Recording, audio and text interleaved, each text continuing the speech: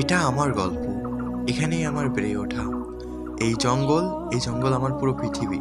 তবে আমি কারো নায়ক না, আমি শুধু আরিন। আমি নিজের মতো করে বাঁচি। আজকে প্রথম রোজা, তাই সবাইকে ডেকে দেওয়ার দায়িত্ব আমার। সবাই প্লিজ ওঠো। আমি গ্রাম থেকে অনেক দূরে একটা জঙ্গলের মধ্যে থাকি। আসলে সবাইকে ডেকে দেওয়ার মধ্যে আলাদা একটা প্রশান্তি আমার মধ্যে কাজ করে। রমজান মাসে প্রত্যেক সেহরিতে আমি সবাইকে ডেকে ডেকে দেই। হ্যাঁ, এটা খুব বড় কিছু না, কিন্তু আমার জন্য অনেক ভালো লাগে আমাকে।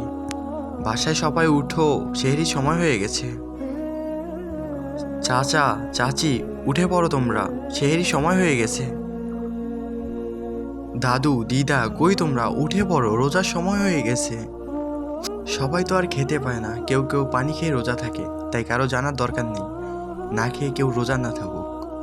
বিধবা আর একলা মানুষদের কেউ নেই, তো আল্লাহ একমাত্র তাদের সাহায্য করতে পারে। যদি কেউ খেয়ে সেহরির মধ্যে একটু হাসে আর আল্লাহর কাছে দোয়া করে, সেটাই আমার জন্য বড় পাওয়া। হে আল্লাহ, তুমি আমার সঙ্গেই কেন এমন করলে?